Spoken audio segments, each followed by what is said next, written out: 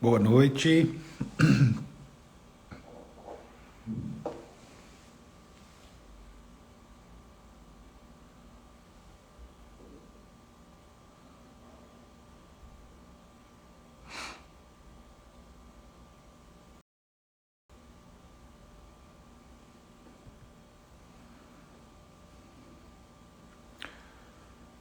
Boa noite, boa noite.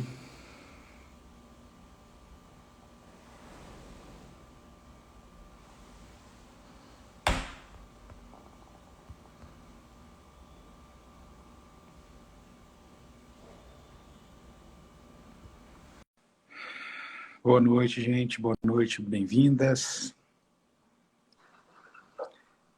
Ei, Juliana, boa E noite.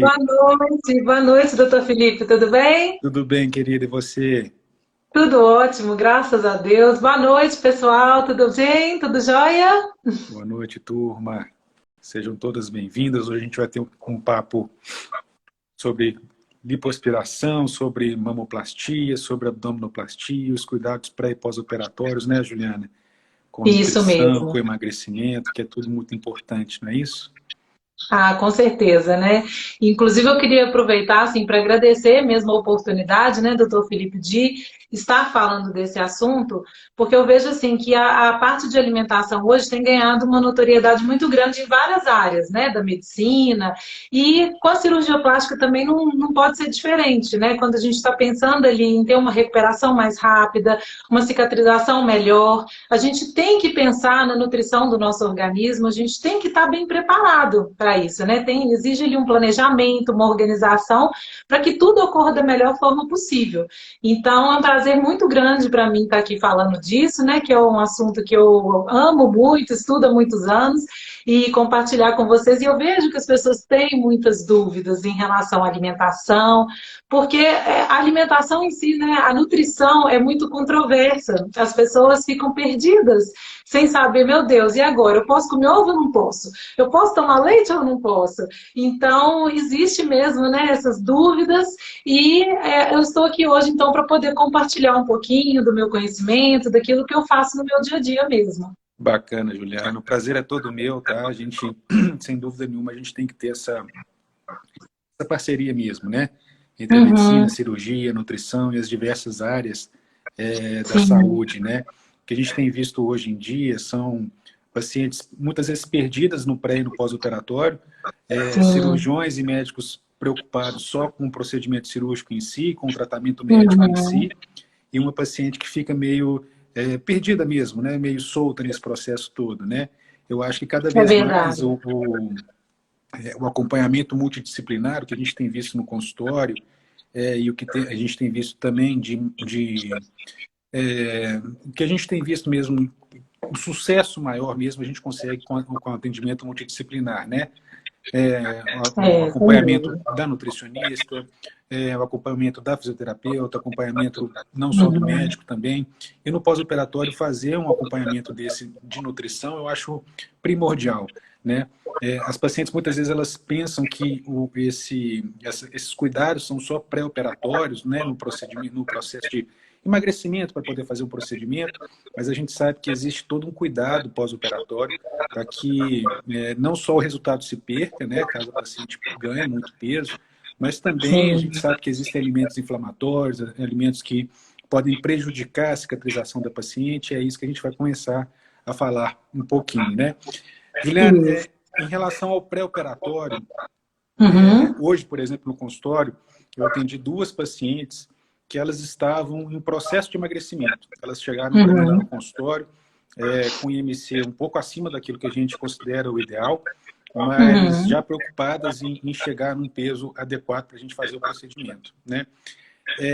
E em relação à cirurgia em si, a gente sabe que para o resultado e para a segurança do procedimento, é muito interessante que a paciente esteja no peso adequado para que o procedimento tenha um resultado estético adequado, né? E que a Uhum. segurança também durante a cirurgia, por exemplo, uma lipoaspiração em que a paciente não está no peso, a gente não vai ter um resultado bacana e o volume de lipoaspiração pode ser muito grande, isso trazer para a paciente algum risco, né? Por que Sim. que você acha que operar no peso adequado, e não só isso, por que que você acha que o cuidado pré-operatório de nutrição, Juliana, é importante para que a gente tenha sucesso na cirurgia e também na mudança de mindset, né, de mentalidade da paciente? O que que você acha sobre isso? Então, eu sempre converso muito com as minhas pacientes, né? Principalmente elas que às vezes chegam tão muito ansiosas para fazer a cirurgia logo. Com essa pandemia, então, isso aconteceu com muita frequência, porque as pessoas já estavam com a cirurgia programada, às vezes, e aí tiveram que adiar um tempinho, e ficaram ansiosas, e começaram a comer mais, e ganharam peso, e assim, e aí querem fazer para logo, né, a cirurgia, já estão se programando ali há um tempo, só que realmente, eu vejo, assim, eu acompanho pacientes que, por exemplo, operaram um pouquinho acima ali do peso que elas gostariam e falaram, depois da cirurgia eu vou continuar, vou fazer meu processo de emagrecimento para poder ficar do jeito que eu quero. Só que o que aconteceu? A paciente fez, por exemplo, a cirurgia de abdominoplastia e mama. E depois que ela chegou no peso que ela gostaria, ela ficou com excesso de pele, né? Ficou com excesso de pele ali da abdominoplastia, porque, né, vocês, cirurgiões, vão olhar ali para o paciente o que é possível fazer naquele momento. Sim. Só que se depois ela tem uma perda grande de peso, vai alterar o resultado final da cirurgia dela, né? Então, vai ter ali pele, às vezes o peito não vai ficar no lugar que ele estava, ele vai cair um pouco, vai ter mais pele, vai ter, às vezes, realmente algum processo cicatricial também que não fique tão interessante. Então, é muito importante que as pessoas tenham essa consciência mesmo, né? De estar bem próximos daquilo que elas querem, do peso, né? Da estrutura física mesmo que elas querem para poder para que os resultados delas sejam realmente duradouros. Porque, do contrário, pode mudar ali de um período curto de tempo e teve pacientes que falaram, vou ter que fazer de novo, né? Vou ter que fazer uma reintervenção, porque aqui está sobrando pele, não tá legal assim também. Não Então, chegou por no isso que ideal, né, Juliana? Não adianta, né? exatamente. É isso aí. E o que eu vejo também muito, às vezes, você falou dessa pressa que as pacientes têm de operar, aproveitar a pandemia, e Uhum. aí a gente vê paciente fazendo bobagem, né? Fazendo aquelas É, dietas malucas, tomando sim, remédio, emagrecendo às custas de perda de saúde.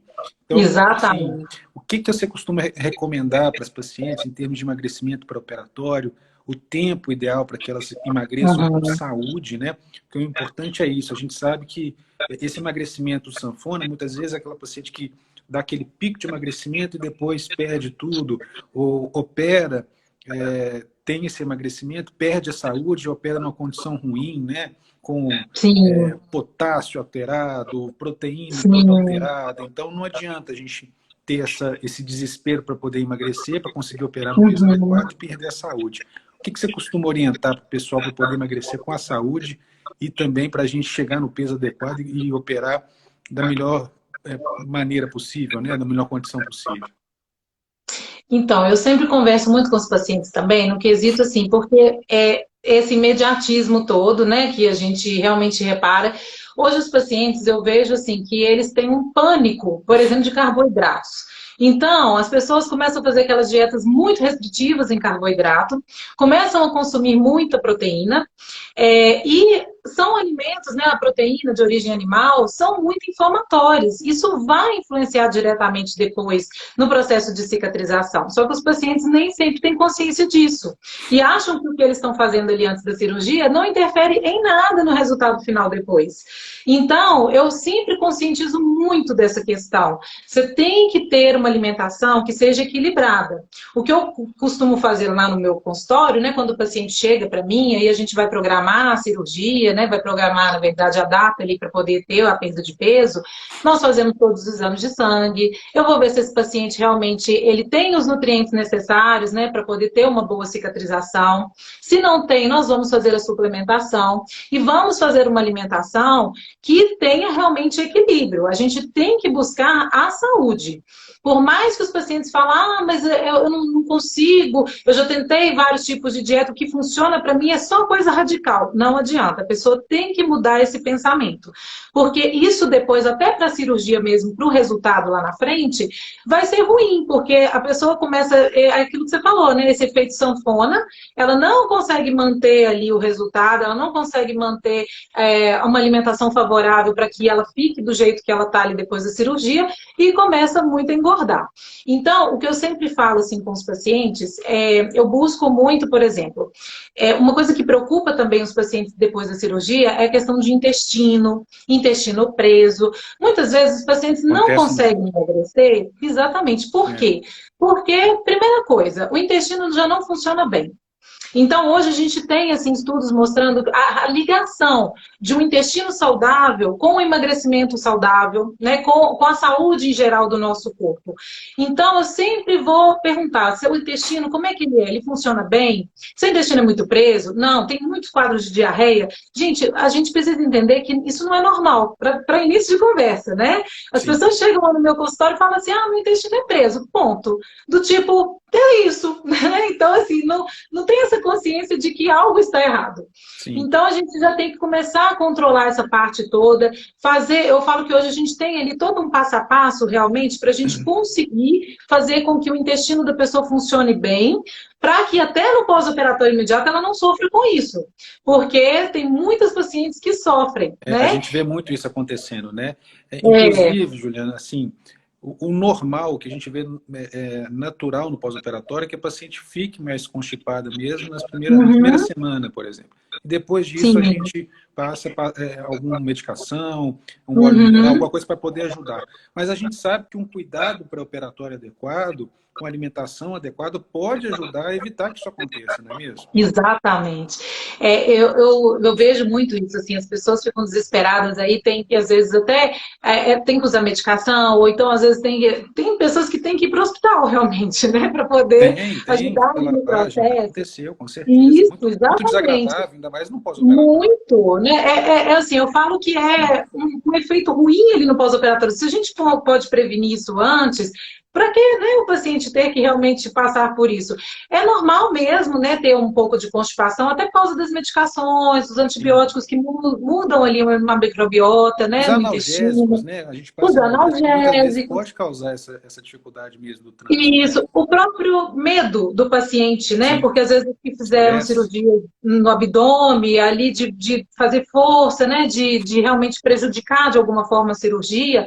Então, isso que eu sempre falo, a gente já regula toda essa parte intestinal antes do paciente, porque no pós-operatório eu já passo ali, e não adianta assim, as pessoas ficam, que alimento que eu como para poder melhorar meu intestino? Gente, não é só um alimento, é um conjunto de estratégias, né? Que a gente tem que oferecer fibras, tem que ter uma boa hidratação.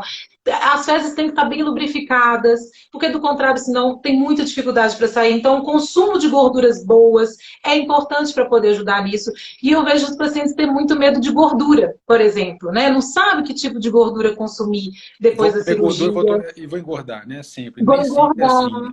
vou prejudicar meu corpo. Então, por isso que às vezes acontece, não tem orientação nenhuma, as pessoas acabam não sabendo o que realmente consumir, e aí tem esses efeitos colaterais ruins, né? Então, realmente, a gente precisa programar tudo isso antes. E o emagrecimento é a mesma coisa. A gente tem que emagrecer de uma forma que eu falo assim, tem pacientes que me procuram antes, com 3 meses antes da cirurgia, que é um tempo ótimo, né? Porque aí a gente consegue programar muito bem, não tem muito desespero.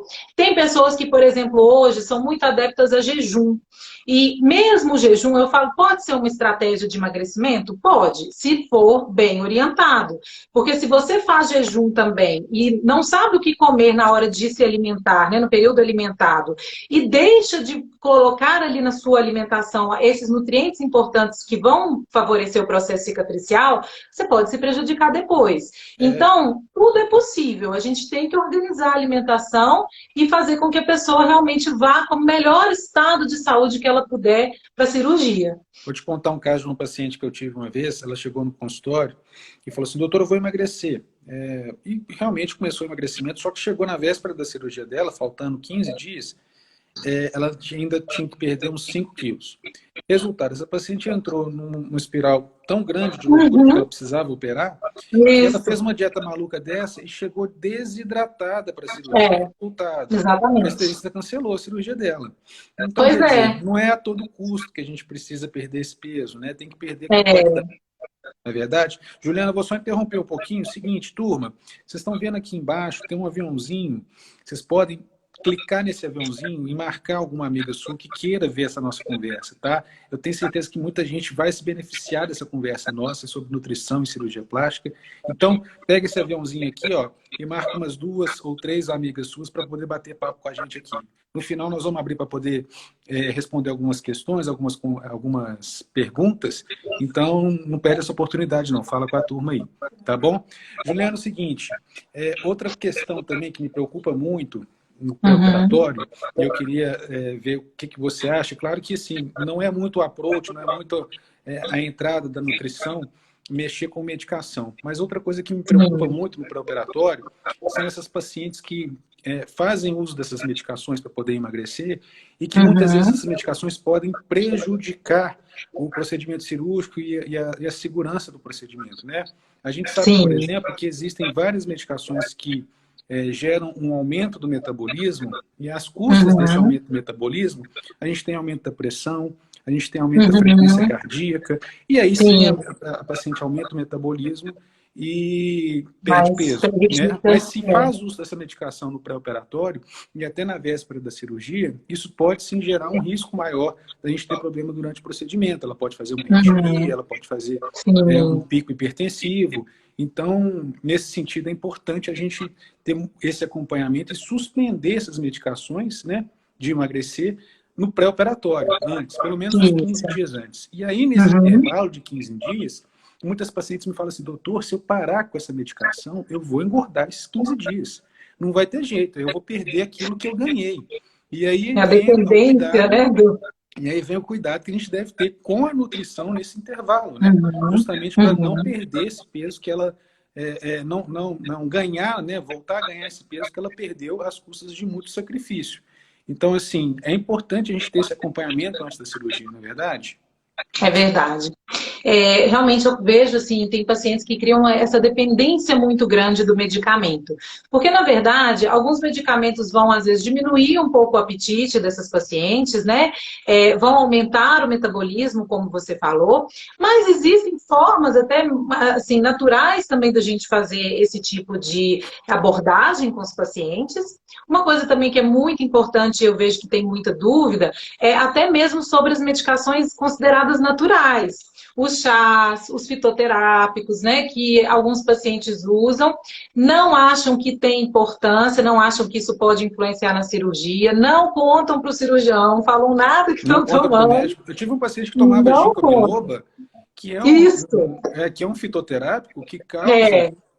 que pode causar um sangramento muito grande. Essa paciente não informou a gente sobre isso. Exatamente, né? eles não falam. Ela teve um sangramento durante a cirurgia importante e a gente não sabia o porquê. Depois falou assim, não, doutor, eu só tomo fitoterápico. O que você toma? Ginkgo biloba. Então, assim, os fitoterápicos nem sempre eles são 100% sem efeitos colaterais, sem complicações. Exatamente. É o que eu instruo muitos pacientes, porque realmente ali na consulta eu fico ali realmente... Gente, me fala a verdade, você toma algum fitoterápico? Tô tomando chá? E principalmente para essa questão do emagrecimento. Então, por exemplo, às vezes o paciente toma essas medicações para aumentar o metabolismo, aí quando para de tomar essas medicações, fala, opa, então deixa eu ver o que eu posso aumentar o meu metabolismo. E aí vai ali para os chás, por exemplo, chá verde, a canela. E esses alimentos também não devem ser utilizados antes da cirurgia, porque podem aumentar o sangramento. E aí, por isso que eu tenho que orientar muito, né, os pacientes, olha, vocês não podem consumir esses alimentos. E exatamente isso, a pessoa não tem nem ideia. Eu tive um caso também de uma paciente que aconteceu isso. Ela foi fazer uma cirurgia de mama e lipoaspiração, ela não teve nenhum acompanhamento alimentar na época, e a mãe dela viu que ela estava muito ansiosa ali antes da cirurgia, passou para ela a medicação, assim, o fitoterápico que ela usava, que é valeriana. E ela tomou valeriana ali vários dias para ansiedade, não comunicou o cirurgião, né, não achou que isso pudesse influenciar, também sangrou tanto que não pôde concluir a cirurgia toda que estava programada. Aí depois, né, que ela foi realmente entender mais sobre alimentação, ela me procurou para a gente fazer essa programação toda. E aí eu falei para ela, não, mas foi essa medicação provavelmente que você usou que fez você sangrar tanto, né? Porque ela teve que fazer vários exames também hematológicos depois, o cirurgião ficou preocupado, né? Gente, por que essa menina sangrou tanto? Então isso tudo é muito importante, né? A gente tem que orientar em todos os sentidos mesmo, para isso não prejudicar. E outro fator que eu vejo que às vezes influencia muito, por exemplo, às vezes os pacientes não sabem, né? Acabam usando esses fitoterápicos, essas medicações, e acabam tendo, às vezes, um sangramento maior, perdem ali muito ferro, né? Os estoques de ferritina. Isso influencia diretamente no processo cicatricial depois, né? Retarda o processo da cicatrização.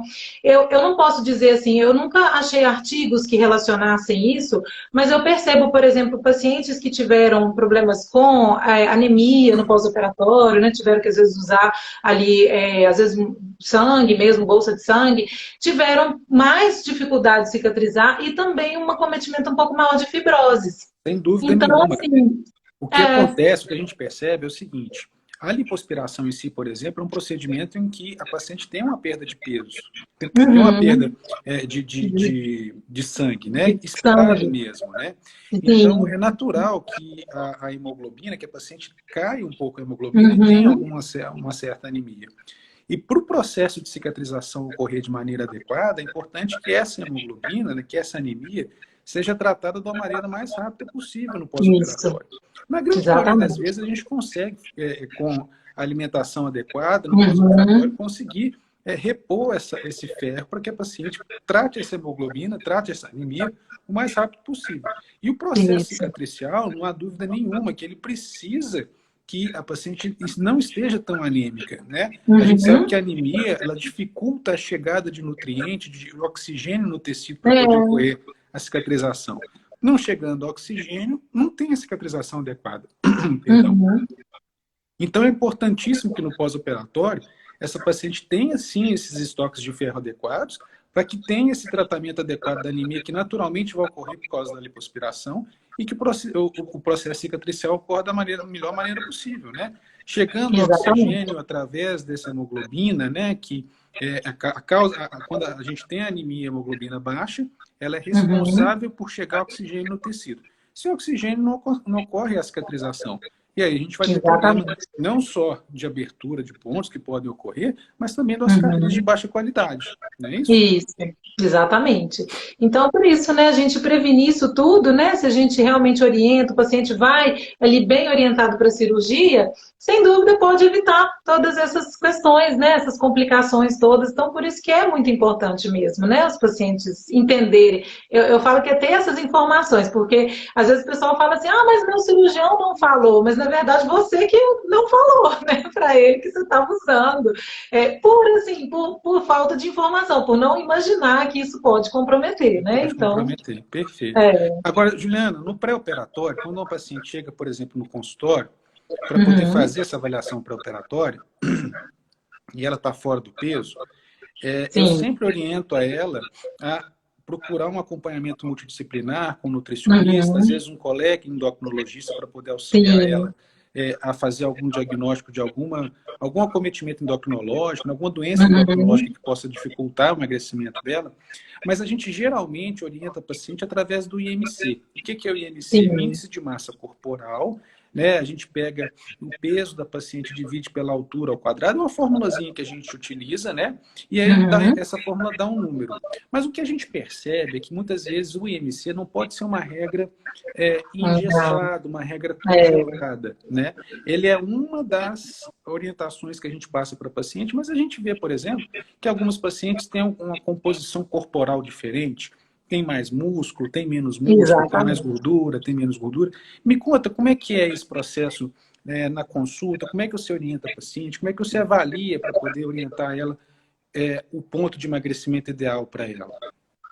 Então, realmente essa questão do IMC, ela é muito controversa hoje por conta disso mesmo, né? Porque, por exemplo, o IMC leva em consideração apenas a questão do peso ali na balança, né, do paciente. Hoje a gente tenta convencer os pacientes que essa questão, às vezes, do peso na balança não é o fator principal. Tem muita gente que fica ali, ah, meu Deus, mas eu não consegui chegar naquele peso que eu queria.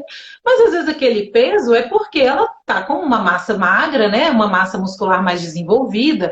Então, eu tenho pacientes ali, por exemplo, que pesam 70 quilos cada uma, né? Uma com uma estrutura corporal super rica em massa magra e a outra que tem uma predominância muito maior de gordura. Então, a gente tem realmente ali, hoje, a gente usa muito a questão mesmo da adipometria para poder ver a quantidade real de gordura daquele paciente. E aí sim, a partir disso, né, a gente vai fazer toda uma elaboração mesmo, um cálculo da quantidade de proteína, de carboidrato, de gordura que aquela pessoa precisa, tanto para o emagrecimento, quanto também para o processo cicatricial.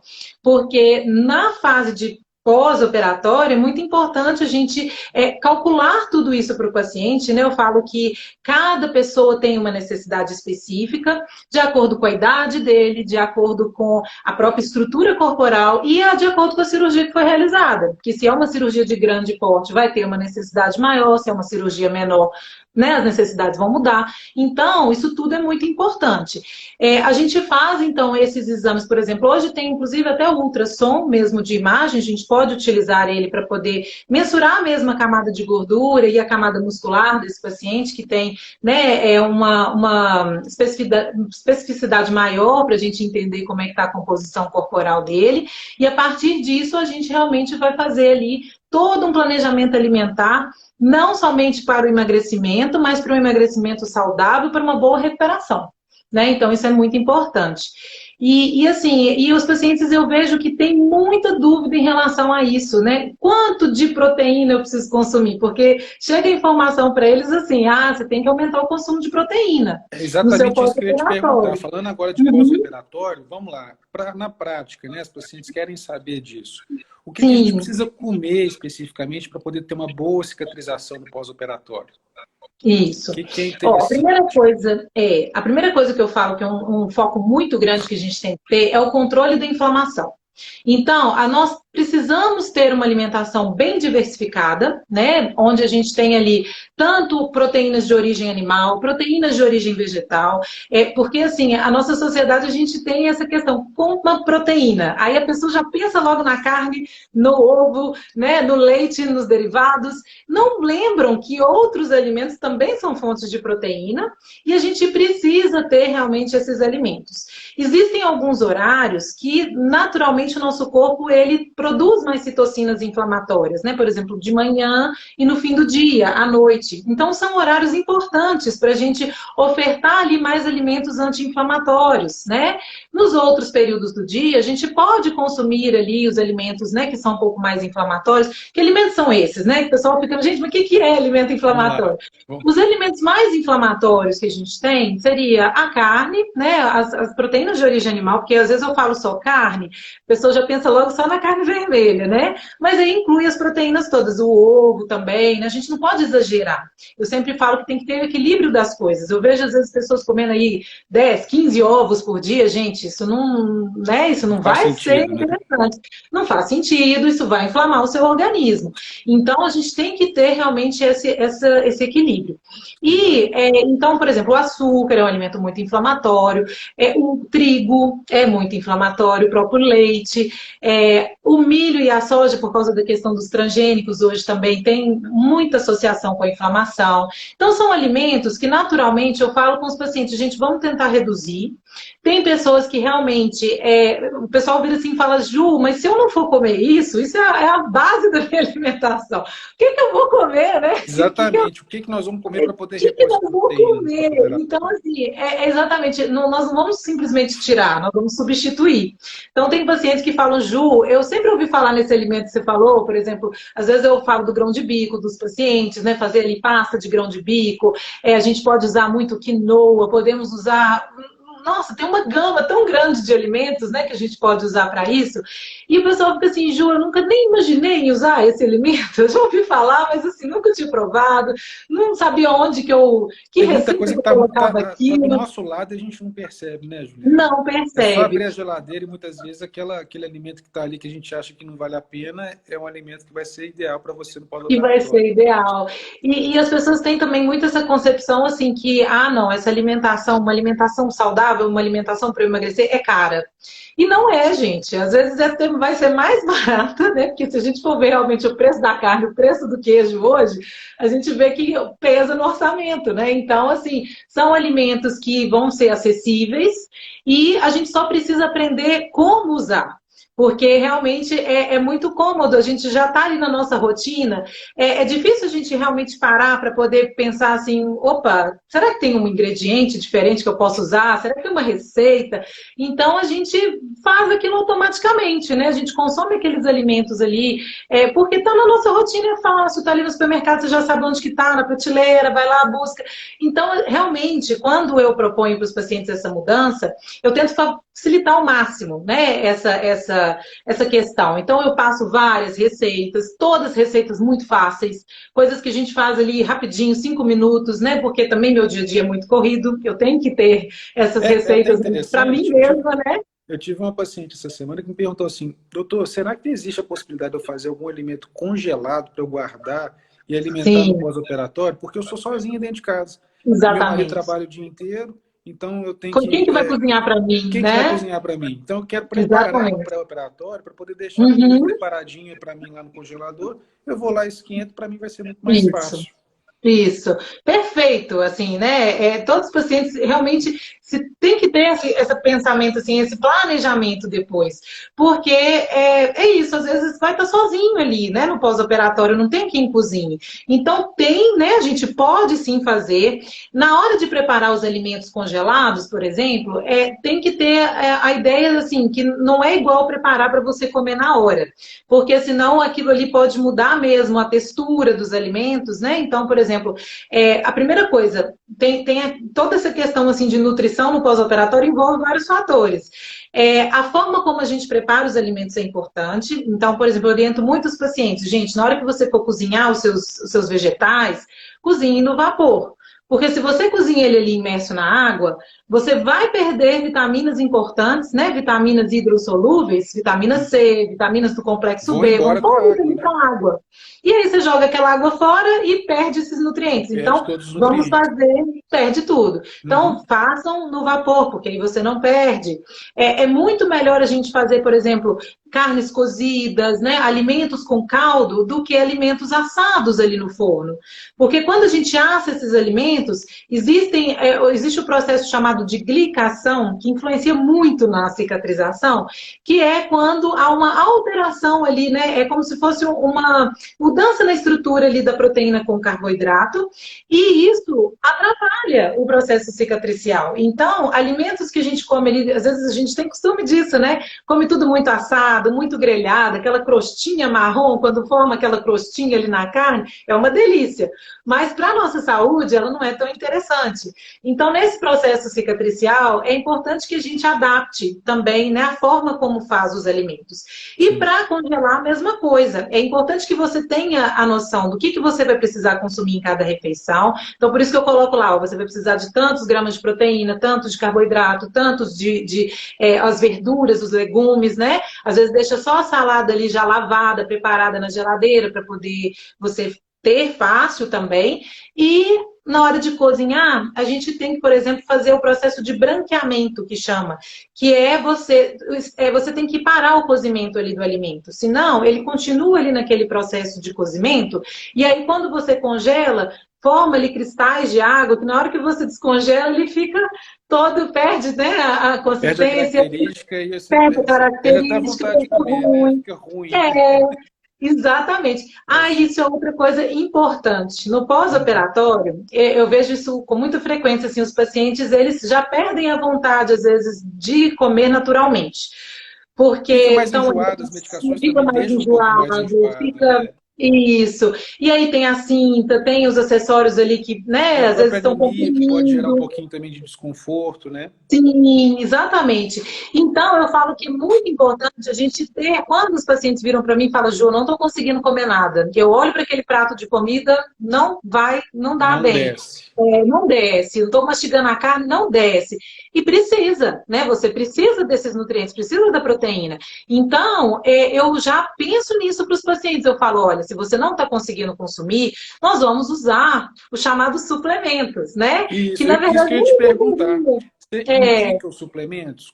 indico. Como é que você considera isso? Você acha Como que eu interessante? Porque a fiz? gente tem muitos suplementos hoje disponíveis, né? Em forma Temos de muitos. shake, iogurte, pó, tem uma série Sim, de uma possibilidades, né? série. O que que você Exatamente. acha disso? Eu acho muito válido, principalmente nas primeiras semanas de pós-operatório, que os pacientes às vezes estão relatando isso, né? Estão com essa dificuldade de se alimentar. Então, por exemplo, hoje no mercado a gente tem de whey protein, né? Que é a proteína que vem do soro do leite, a proteína isolada de vegetais, né? Proteína isolada de ervilha, proteína. Então, assim, tem para todos os gostos, né? Quem não consome produtos de origem animal podem se beneficiar com essa proteína isolada, vegetal. Então, assim, eu oriento os pacientes a utilizar. É claro que no mercado a gente tem diversos tipos de Possibilidades, né? suplementos, né? Que a gente considera, fala suplemento, eu falo assim que esses whey, essas proteínas, elas não devem entrar, por exemplo, se a pessoa ela precisa consumir 100 gramas de proteína no dia dela, ela não vai comer 100 gramas mais o suplemento, né? Mais o whey. Esse whey vai entrar nessa soma, né? Então, assim, ele entra como um alimento, como um bife, como, né, qualquer outro alimento que ela possa consumir. Então, é muito prático. E, assim, a gente tem que saber escolher nutricionalmente esse suplemento. Não é Porque, qualquer suplemento, né? Você vai lá não, no supermercado não, e vê lá, senão, suplemento aqui para poder comer no pós. Não, não é. Tem que ver qual é que é a necessidade da paciente, inclusive qual que é o isso. procedimento que ela vai fazer, né? Exatamente. E assim, eu falo até da qualidade mesmo. Por exemplo, a gente tem suplementos hoje que é proteína concentrada, e aí tem pessoas que vão ter muito desconforto com essas proteínas. A gente precisa aprender a ler a lista de Conforto ingredientes intestinal ali. mesmo, né, Juliana? Desconforto intestinal, Sim, distensão gases, abdominal, muitas vezes, gases. né?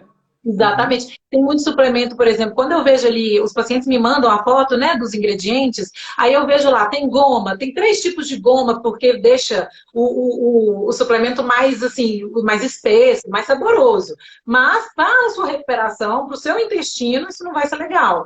Então, a gente tem que, assim, eu falo que o suplemento, quanto mais puro ele for, quanto menorzinha a listinha de ingredientes que ele tiver ali, se for uma proteína isolada, hidrolisada, que favorece essa digestão, né? Sem adoçantes demais, sem esses espessantes, essas coisas todas, melhor possível. Uhum. Então, na hora de escolher também é importante, né? A gente tem que saber escolher esses suplementos.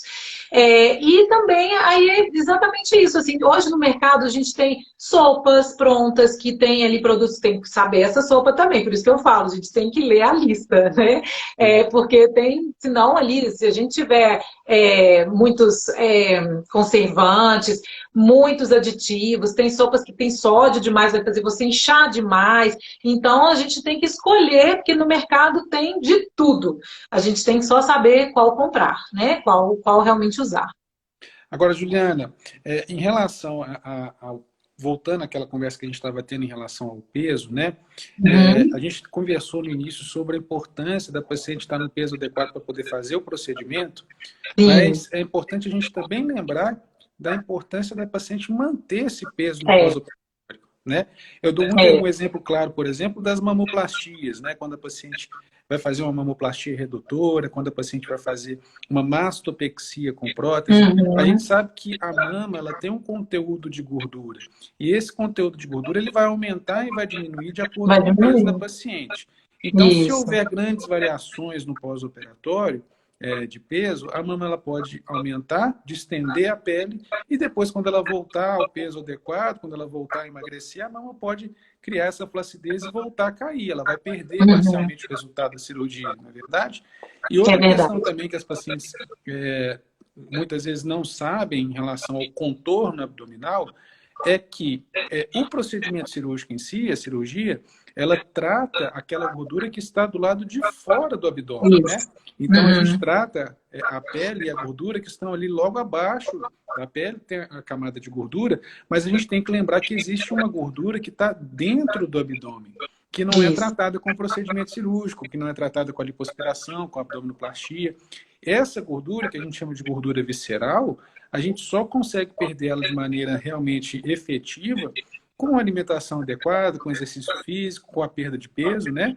E muitas vezes a paciente chega no pós-operatório e fica chateada muitas vezes porque ganhou peso e aí fica com aquele estômago alto, né? Fica com o abdômen mais globoso e não consegue entender. Eu fiz a abdominoplastia, eu fiz a lipoaspiração e ainda estou com o abdômen mais globoso. O que aconteceu?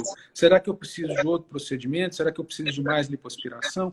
E muitas vezes aquela gordura de dentro do abdômen, né? A gordura visceral, que está causando essa globosidade, né? Então, essa é a importância que a gente tem de manter o peso, de ter um cuidado nutricional no pós-operatório, não é isso? O que você acha? Isso mesmo. Isso mesmo.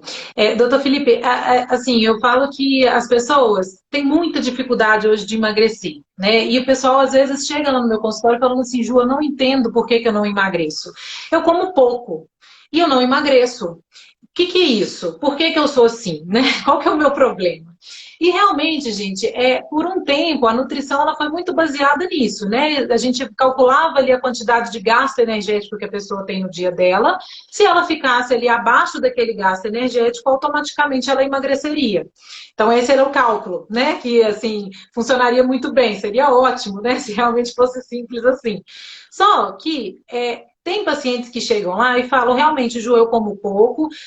A gente percebe que realmente ela não está mentindo, né? Que ela come realmente insuficiente, ele não exagera e não emagrece. Então, hoje a gente tem vários outros fatores para se observar por que não está acontecendo esse emagrecimento. E aí entra de novo naquela questão que eu falei, assim, eu olho a saúde do paciente, eu busco entender o corpo dele como um todo. Porque a gente tem que entender isso, né? Se o paciente ele começa ali com a questão intestinal mesmo, né? Se ele não tem um intestino que funciona bem, ele pode não estar absorvendo certos nutrientes, tem falta ali de nutrientes importantes para o metabolismo, para que as nossas mitocôndrias, né, que são as organelas ali que vão produzir energia para o nosso corpo, funcione bem. Então, às vezes essa paciente não consegue emagrecer porque o intestino dela não funciona, ela precisa melhorar esse intestino para absorver melhor esses nutrientes, para que o organismo dela saia daquele estado ali que ele entra como se fosse um estado de economia de energia, para poder recuperar e ficar, né, muito mais ativo mesmo. Então, as pacientes chegam lá e falam, eu pergunto, você se sente muito cansada no fim do dia, né? E tem pacientes que falam, nossa, eu me arrasto. Da metade do dia para frente, eu estou me arrastando. Tem algo errado? Por que essa paciente está tão cansada? Né? Ela é jovem, ela é ativa, não tem por que ela está tão cansada. Os pacientes falam, nossa, eu tenho muita dor de cabeça todos os dias. Por que esse paciente tem tanta dor de cabeça? Né? O que está acontecendo ali? Pacientes que falam, nossa, eu tenho muitas crises asmáticas, eu tenho sinusite, rinite, alterações, né, frequentes, muita infecção urinária, cândida. Então, tudo isso são sintomas que, às vezes, as pessoas elas vão convivendo com elas, vão tratando simplesmente os sintomas e não percebem que pode ser algo... Não tratam a causa. E aí, quando eu vou entender melhor, a pessoa, às vezes, ela fala para mim, não, realmente, quando eu consumo mais bolo, mais pão, eu me sinto pior mesmo. Então, será que é alguma coisa que ela está consumindo que está deixando esse estado dela? Será que tem alimentos específicos que estão prejudicando todo o funcionamento do corpo dela? E é aí que a gente vai investigar realmente. E muitas vezes eu proponho ali para os pacientes 2 semanas, né? Que a gente pode retirar alguns alimentos que a gente sabe que causam mais sensibilidades alimentares, podem estar relacionados ali com intolerâncias e que causam todas essas reações e que atrapalham diretamente a perda de peso. Então, é muito importante a gente investigar tudo isso. Então, a gente faz esse acompanhamento, vê se realmente esses pacientes, eles... Porque tem pessoas que falam assim, Ju, realmente, eu retirei esses alimentos, eu substituí por outros, né, alimentos, e eu sou outra pessoa agora. Eu estou muito mais bem disposta. Aqueles sintomas todos que eu tinha, né, eu realmente melhorei completamente. Não tive dor de cabeça nesse período. E aí ela vai começar a conhecer melhor o corpo dela. Então, eu falo que isso é muito importante. Isso é um processo, assim, o emagrecimento, ele vai acontecer de uma forma muito mais fácil. A pessoa não vai ficar sofrendo para emagrecer, até porque quando ela substitui esses alimentos e ela vê como é que é o corpo dela funcionando de uma forma ótima, né, uma qualidade de vida, como que a qualidade de vida dela melhora, ela consegue manter isso aí por muito mais tempo, né? E o emagrecimento acontece e ela vai conseguir manter mais o resultado da cirurgia, porque eu falo assim, os pacientes que passam por cirurgia plástica, eu adoro trabalhar, né? Hoje, basicamente, eu só trabalho com pacientes que vão fazer cirurgia plástica, porque eles são muito disciplinados. Eles são pacientes que Tem um querem objetivo, né? melhorar. Quer fazer o Tem um procedimento. objetivo. Isso, tem um objetivo, tem um sonho, né? Estão realizando um sonho, estão Sim. felizes que vão fazer cirurgia plástica. E a cirurgia E plástica querem que também aquilo vale a pena, né? exatamente. E o paciente, depois também da cirurgia, ele está muito motivado, porque ele está com a autoestima assim, lá em cima, né? A Verdade. cirurgia proporciona para ele aquela imagem que ele busca há anos e não consegue ter, e ele quer manter. Então, essa mudança alimentar, ela ocorre também de uma forma muito mais simples, porque eles estão abertos a isso. Eu vejo que às vezes as pessoas não conseguem manter a alimentação porque elas perdem naquilo ali, né? Elas não têm aquele objetivo, elas não estão motivadas o suficiente. Então, os Uhum. pacientes que eu realmente acompanho, eles me dão resultados excelentes, porque eles entendem a proposta mesmo, né, dessas mudanças na alimentação. E eu falo que a alimentação, gente, é hábito. Você tem o hábito de consumir determinados alimentos que o seu corpo está acostumado. Então, nesse processo de mudança, a gente sofre um pouco mesmo, né? Nessas Sim. primeiras semanas, você deixa de consumir aquilo que você está acostumado e passa a consumir outros alimentos, é um pouco difícil. É uma Mas mudança de depois, mentalidade, né, Juliana, é que uma tem que mudança ter, de né? mentalidade. Uhum. Exatamente. Mas depois, quando você vê essas mudanças físicas benéficas, né, você se sente muito bem, você tem a motivação para continuar. Então eu falo que realmente assim, você tem que dar aquele primeiro passo, né? Você tem que estar aberto realmente para poder ter essa mudança de pensamento, para poder realmente descobrir novos sabores, descobrir novos ingredientes, e isso fazer parte realmente depois do seu processo no pós-cirúrgico e para a sua vida. Porque, Isso. o Mudança que eu de falo é vida. muito É o que eu tenho importante. falado muito para as pacientes no consultório.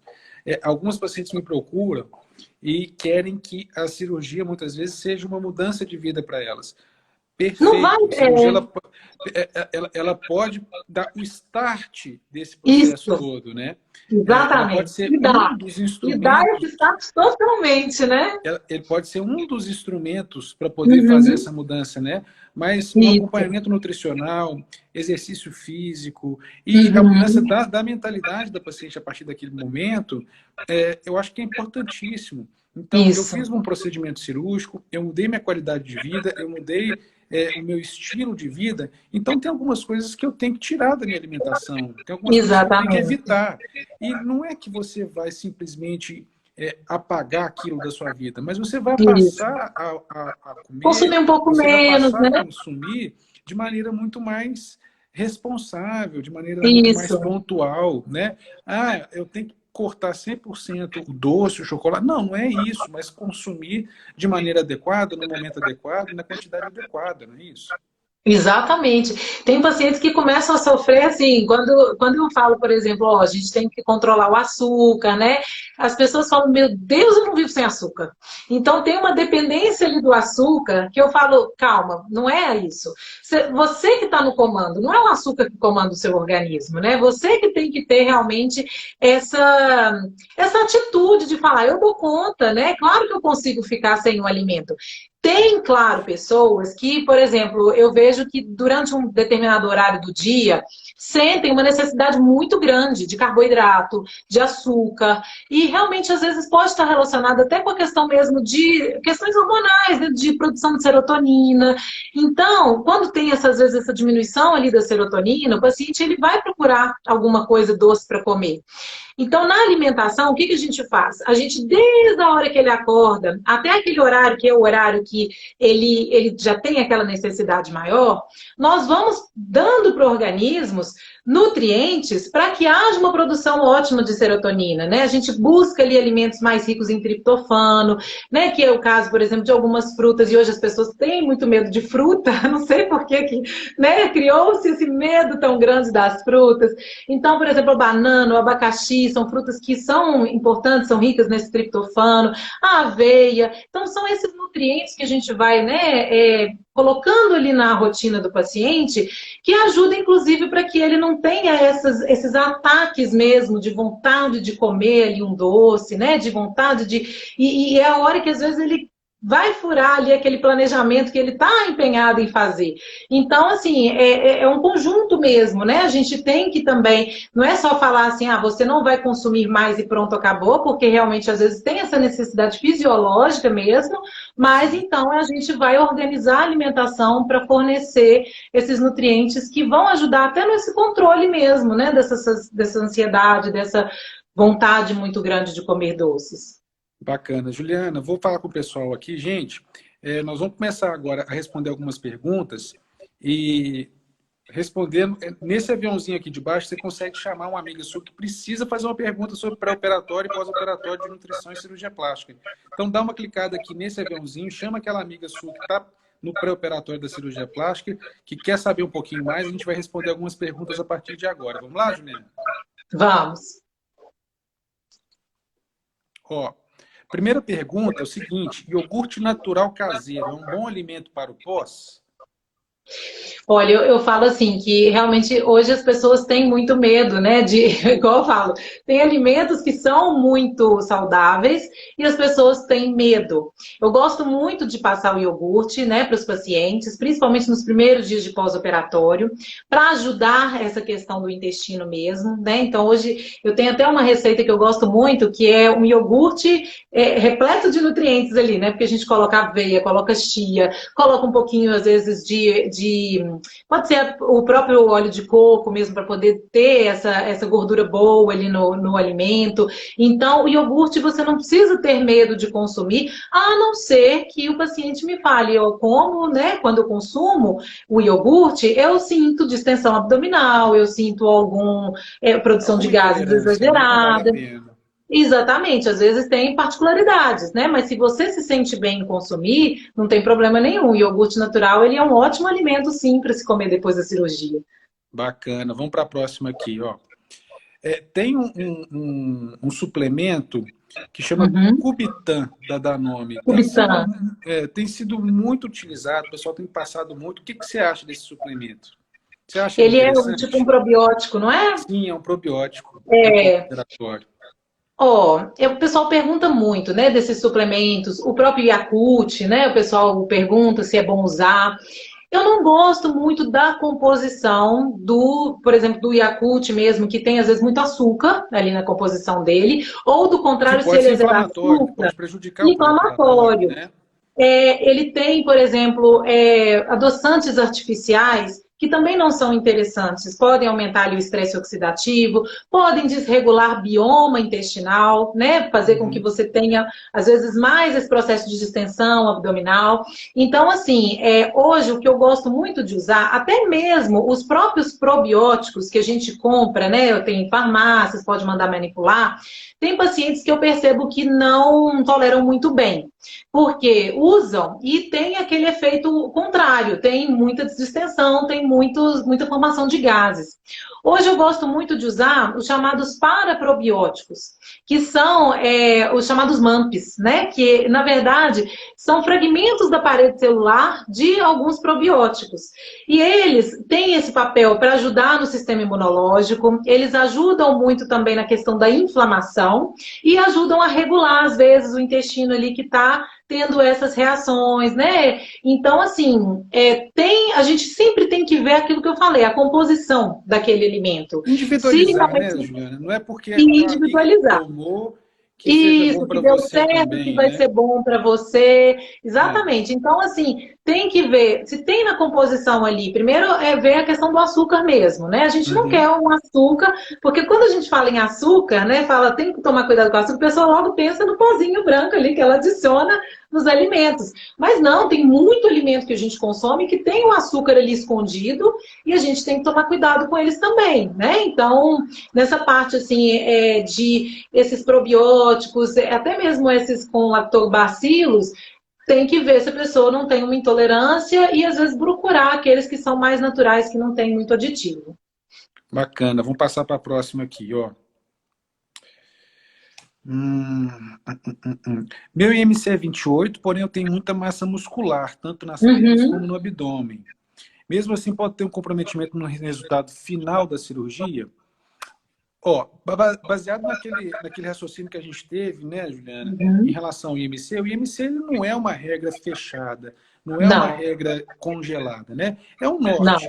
A gente tem uma noção da paciente a partir do IMC. Inclusive, tem Isso. indicações específicas de cirurgias, por exemplo, se você vai fazer a cirurgia bariátrica, que não é o caso nosso da cirurgia plástica, a indicação Uhum. é baseada no IMC, né? Sim, sim. Então, a gente leva em consideração o IMC para poder indicar a paciente fazer um procedimento X ou Y, mas a gente sabe que muitas vezes tem pacientes que têm uma distribuição de gordura diferente.